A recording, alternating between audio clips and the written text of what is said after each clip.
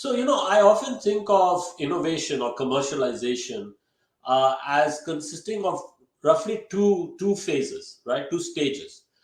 The first stage is what I call the fuzzy front end of innovation. That's a kind of messy phase because you really don't know exactly what problem you're solving for which customer and which solution is actually going to work, right?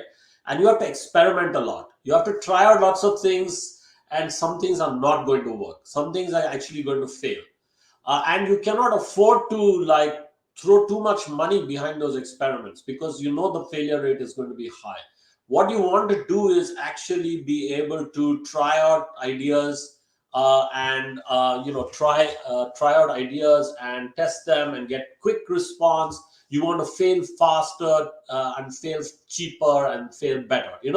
So that part is done very well by startups, because as I was saying, startups don't have the luxury of resources, so they actually ingenious. They often get new ideas. The entrepreneurs are trying out these new ideas. The second thing is that they don't have the structure, so they can do that very well. So this is where Jugaad comes into play. So they can do that really well.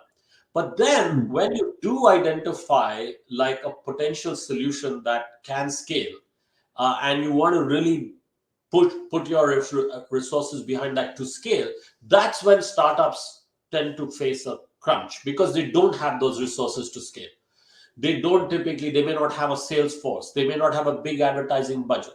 And yes, you can try and be frugal there too, but scaling is really to a great extent a resource scale. It's less ingenuity there, and it's just like process, right, and money and resources.